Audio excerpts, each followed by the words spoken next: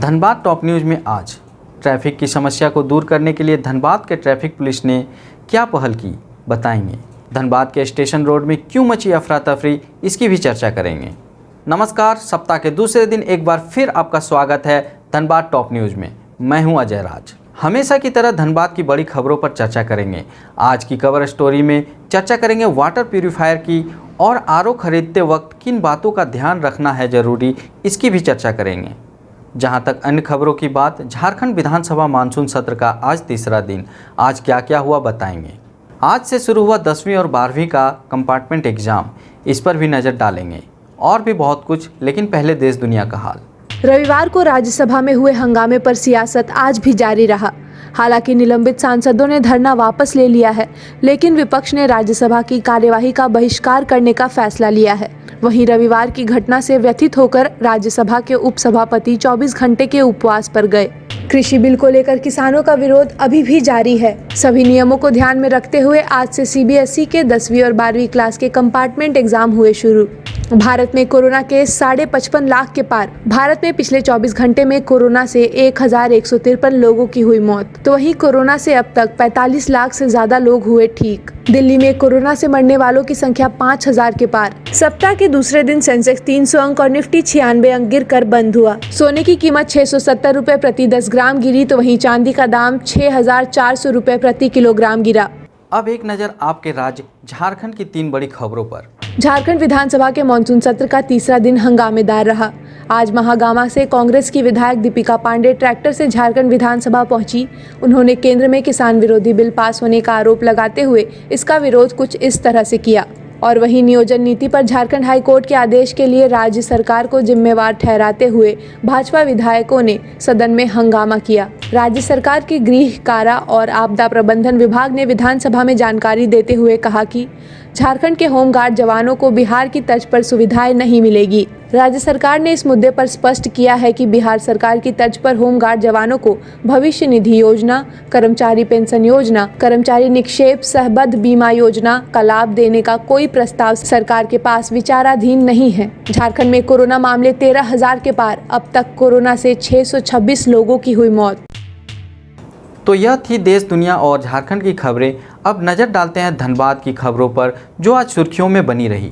जिला यातायात पुलिस और स्थानीय युवकों के प्रयास से धनबाद बोकारो मार्ग में श्रमिक चौक के समीप गया पुल के नीचे बारिश के वजह से बने गड्ढों को सोमवार को भरा गया। मौके पर उपस्थित ट्रैफिक इंस्पेक्टर आरपी वर्मा ने बताया कि ट्रैफिक को स्मूथ रखने के लिए वह लोग प्रयासरत रहते हैं। ऐसे में गया पुल के नीचे बारिश की वजह से छोटे बड़े गड्ढे बन गए थे, जिसके वजह से वाहनों की लंबी कतार लग जाती थी और सड़क जाम जैसी समस्या उत्पन्न हो जाती थी। सोमवार के दिन में बहुत व्हीकल बढ़ जाती है और बारिश के कारण गया पुल में बहुत गड्ढा हो जाता है, इसके कारण गाड़ी आके साफ रुक जाती है। इसी के कारण जाम का समस्या होती है और हम लोग अपने तरफ से जितना हो सकता है उस गड्ढे को भरवा देते हैं।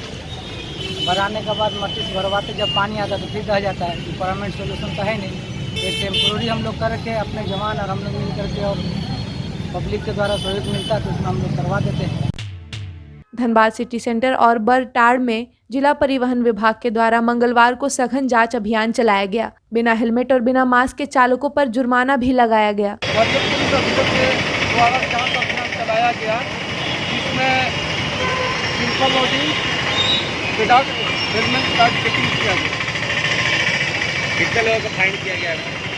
करीब 10 लोग।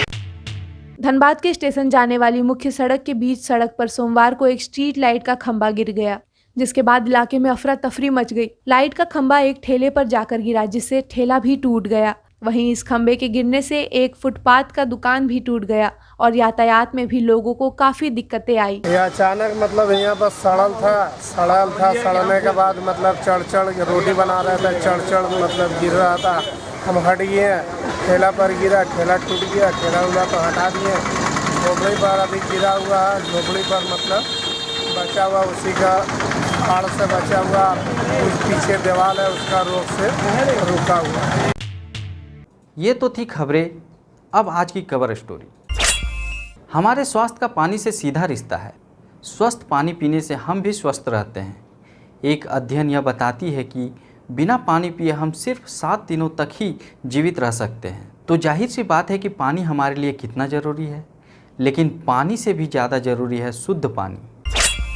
सरकारी आंकड़ों की माने तो भारत में 63% लोगों को साफ पानी पीने नहीं मिलता है, और हम सभी जानते हैं कि साफ पानी सभी के जीवन में कितना महत्वपूर्ण है। गंदा पानी पीने से हमें बैक्टीरियल इन्फेक्शन हो सकता है, जिसके कारण हमें हैजा, टाइफाइड, पेचिस और कई बीमारियां हो सकती है। ऐसे में आम आदमी के पास साफ पानी पीने का एक विकल्प वाटर प्यूरीफायर है। लेकिन वाटर प्यूरीफायर खरीदने के बाद भी कई लोगों को शुद्ध पानी को लेकर कई तरह के कंप्लेंट होती है, क्योंकि वाटर प्यूरीफायर खरीदते वक्त हमें यह पता नहीं होता कि कौन सा वाटर प्यूरीफायर हमारे लिए सही है।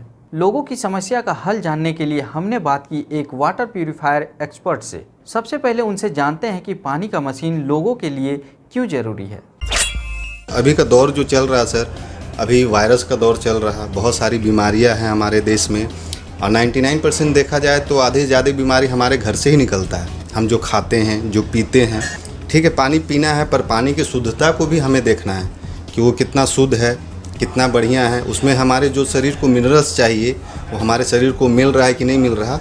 जो पानी हमारे घर में आ रहा, चाहे वो सप्लाई के माध्यम से हो, चाहे जार का पानी अभी बहुत ज़्यादा चला हुआ है, वो लेते हैं ना, उसे बॉयल करते हैं ना फिल्टर करते हैं, डायरेक्ट पीते हैं, ठीक है। तो इसीलिए बहुत सारी कंपनियां ने अब आरओ लाना शुरू किया है मार्केट में। अब जानते हैं कि आखिर वाटर प्यूरीफायर होता क्या है। जैसे हम घर में हम नॉर्मल पानी पीते हैं, सप्लाई का जो सरकार द्वारा सप्लाई से आती है, तो उसमें भी क्या होता है, वो बहुत पुराने पाइपों से गुजर के आती हैं, जो कब का ज़माने के वो पाइप ज़मीन पे लगा हुआ है वो हमें पता नहीं। तो पानी वहाँ से आधा शुद्धता आपको वहाँ ख़त्म हो जाता है। सरकार जो पानी फ़िल्टर करके बोलती है कि हम आपको दे रहे हैं, वो पाइप में आते आते आधा शुद्धता वहाँ मर जाता है, बहुत सारे कीटाणु आ जाते हैं, पानी थोड़ा सा गंदा हो जाता है। तो आरओ जो होता है सर, वो पानी को साफ़ करता है, पानी को शुद्ध करता है। छोटे छोटे ऐसे बहुत माइक्रो बैक्टीरिया होता है जो हमारी आंखों से नहीं दिखता, वो आपको फ़िल्टर में फिल्ट होता है और पानी फिर शुद्ध होता है स्टेज बाय स्टेज। आरओ क्या करता है, पानी का मिनरल्स को बनाए रखता है, उसको पूरी तरह शुद्ध ना करके जितना ज़रूरी है उतना वो फिल्ट करता है और उसके बाद आपको पानी देता है। पहले जो हमारे कंपनी के एम्प्लॉय आएंगे आपके घर पे, आपका पानी चेक किया जाएगा, पानी का TDS देखा जाएगा, उसके बाद वहाँ के अनुसार उसका आपका TDS को मिला के वो लेबलिंग कर दिया जाएगा, बाद में वही TDS का पानी। और देखा जाए तो हमेशा 100 के ऊपर का ही TDS का पानी अच्छा होता है, तो वो हम मेंटेन करता है वो लोग, वो हमारे इंजीनियर घर पे जाते हैं, वो आपको मेंटेन कर देंगे वो सब। वाटर प्यूरीफायर की जानकारी तो हमने ले ली, अब समझते हैं कि वाटर प्यूरीफायर खरीदने से पहले किन बातों का ध्यान रखना चाहिए। तो जैसे जैसे सर ब्रांडिंग बढ़ता गया, लोगों का डिमांड बढ़ता गया। पहले तो आरओ का ही पानी चाहिए था, उसके बाद हो गया कि नहीं हमको आरओ गर्म पानी चाहिए, आरओ में ही ठंडा पानी चाहिए। तो बहुत सारे ब्रांड में आ गए जिसमें आपको पानी आरओ भी होगा, गर्म भी होगा, ठंडा भी होगा।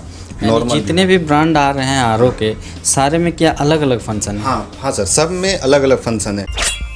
अब जानते हैं वाटर प्यूरीफायर मशीन कितने स्टेप में काम करती है और कैसे काम करती है। इसमें जैसे सर ये हमारा ग्रैंड प्लस मॉडल है, इसमें आपको 4 टेक्नोलॉजियाँ काम करती है, जिसमें आपको आरओ तो पानी होगा, यूवी होगा, यूएफ होगा और TDS कंट्रोलर होगा।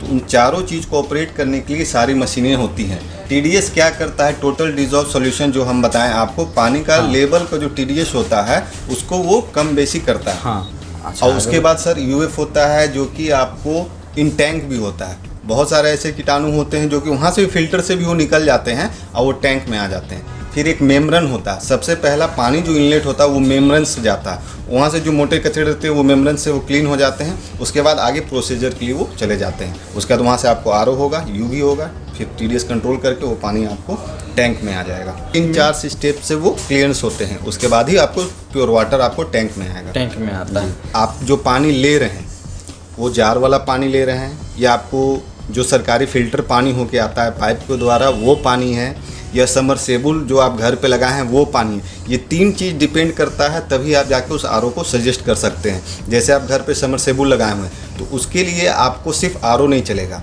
आरओ के साथ यूवी होना चाहिए, यूएफ होना चाहिए, TDS भी होना चाहिए। जैसे आप जार का पानी ले रहे हैं तो जार के पानी के लिए सिर्फ आपको आरओ भी चलेगा, पर आप अगर समरसेबुल लगाए हैं तो आपको ये सारा फंक्शन लेना होगा, तभी आपको जाके पानी शुद्ध मिलेगा। वाटर प्यूरीफायर कैसे काम करता है यह तो हमने जान लिया, वाटर प्यूरीफायर की कीमत कितनी होती है यह भी जान लेते हैं। नॉर्मल वो 16,500 17,000 से शुरू हो जाते हैं आर ओ। तो ये मशीन कितने की है? ये मशीन सर आपको है 25,000 की, क्योंकि इसमें 2-3 फंक्शन एक्स्ट्रा है। पहला कि इसमें आपको पानी गर्म भी होगा, दूसरा इसमें आपको वो बोतल या फिर ग्लास को सेंस करेगा। ये सारे फिल्टर में क्या होता है कि अगर हम नल को टैप को ऑन किए तो पानी ग्लास से भर के ओवरफ्लो हो जाता है, जब तक आप बंद नहीं कीजिएगा वो पानी आता रहेगा। इस मशीन का फैसिलिटी ये है कि ऑटो सेंस करेगा, वो पानी को बंद कर देगा। ये सर आपको आ जाएगी लगभग 24 से 25,000 का रेंज में।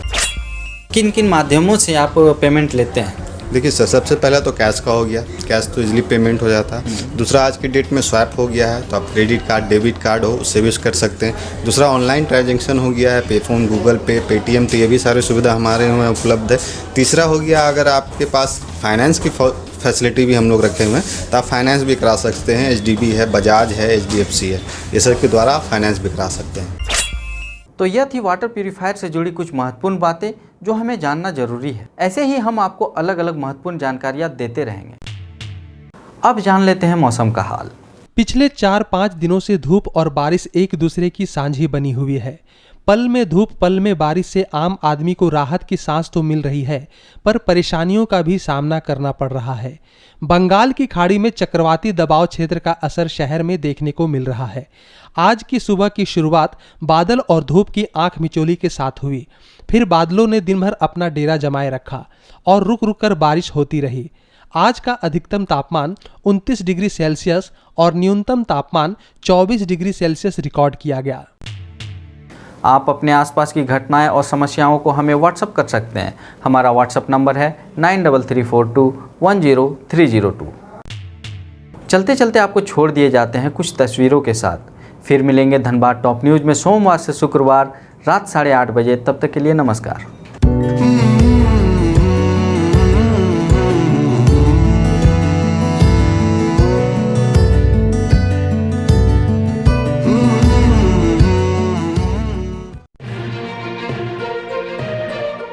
बने रहें TheTimesMedia.com पर। आप हमें फेसबुक और यूट्यूब पर भी देख सकते हैं।